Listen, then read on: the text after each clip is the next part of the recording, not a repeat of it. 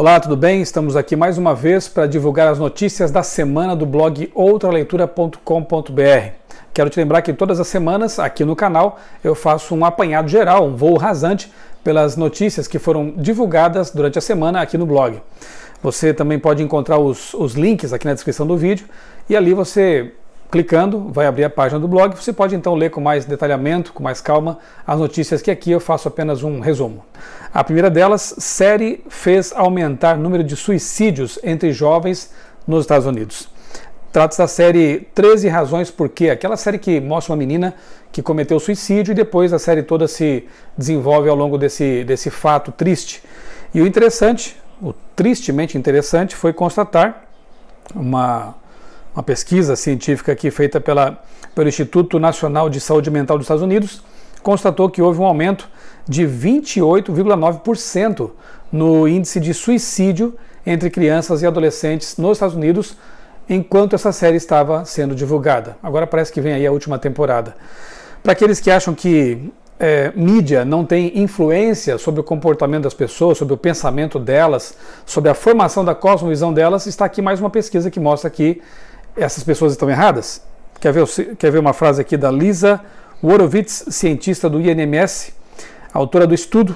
Ela disse: os resultados devem servir de alerta de que os jovens são especialmente suscetíveis ou sensíveis ao que é exibido na mídia.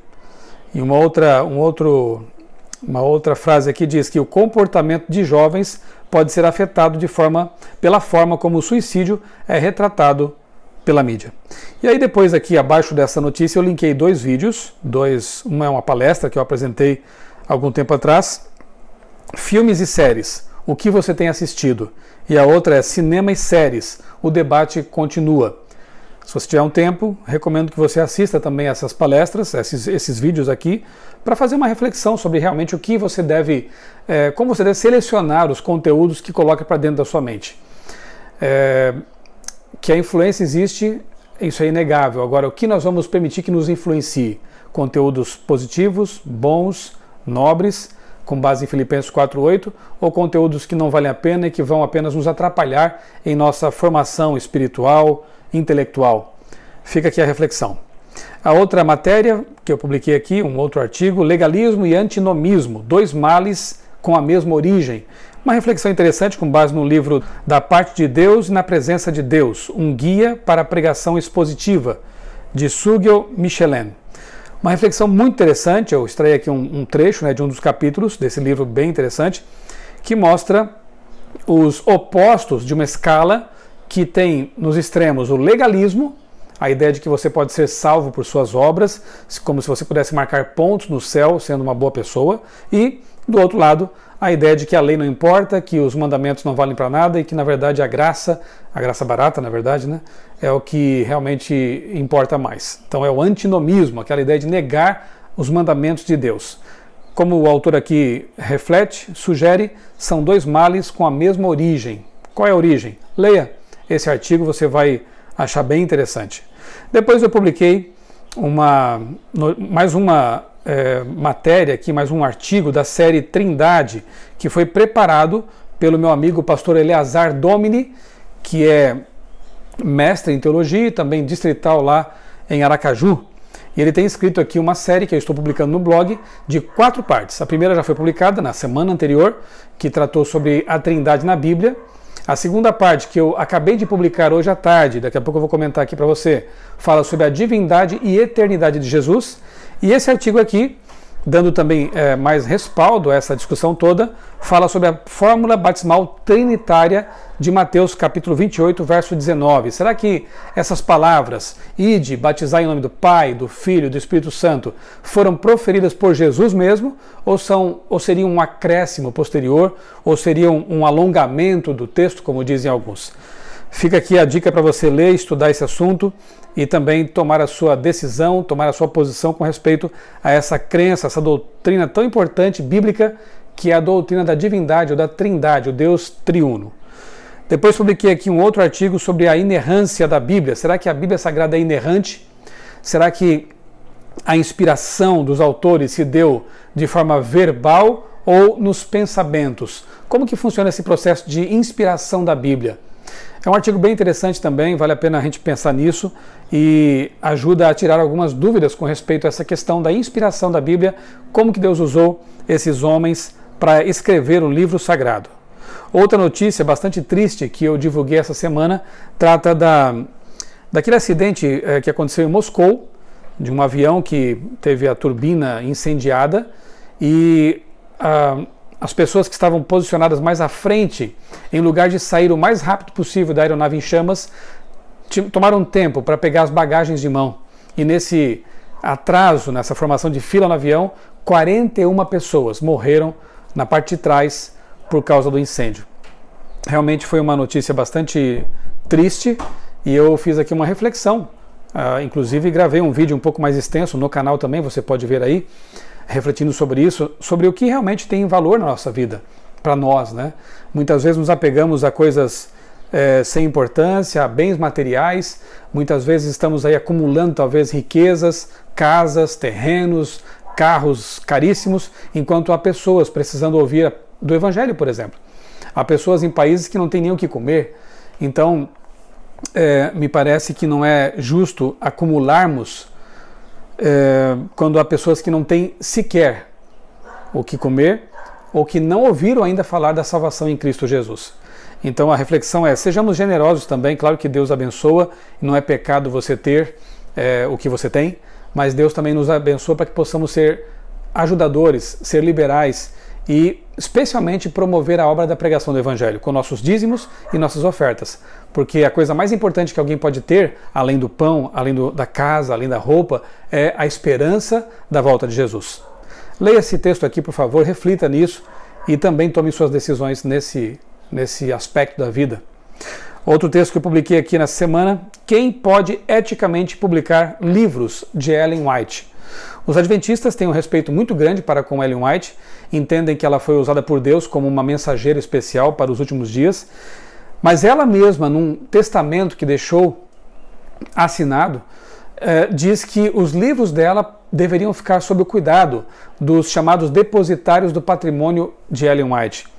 White State, que fica lá na sede mundial da igreja, em Washington, ali na sede mundial tem um setor especial que lida com esse patrimônio riquíssimo, de mais de 100 mil páginas manuscritas, que relatam ali 2 mil visões e sonhos e orientações especiais dessa autora, também especial. Usar os textos dela de forma indevida é pecar contra a ética, porque alguns dizem que porque os textos são do século XIX já entraram em domínio público, é verdade, mas a autora quis que esses livros fossem cuidados por um grupo.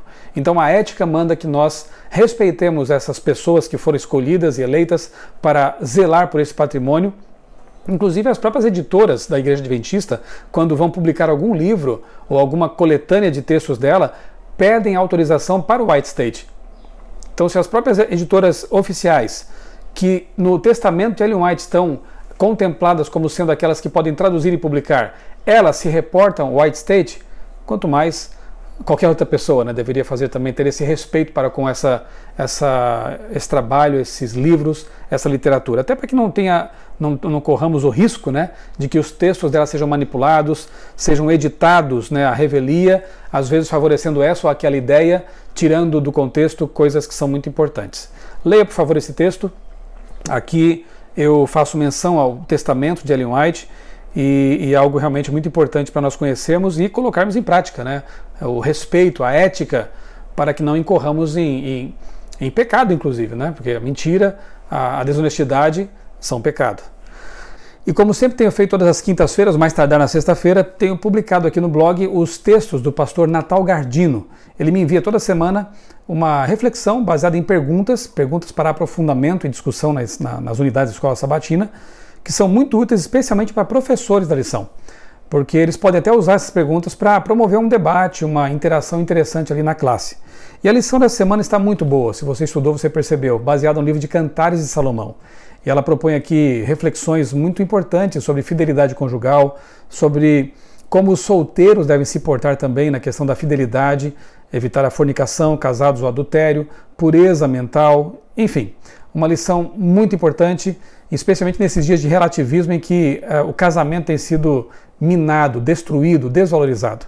E abaixo do texto eu linkei 2 vídeos que eu creio também podem ser úteis para você, que são a Bíblia e o Sexo, uma palestra que eu apresentei um tempo atrás, está aqui no canal, e o outro é uma participação que eu tive lá no programa Sem Tabus da Novo Tempo, com a Darleide Alves, falando sobre o mito do sexo seguro.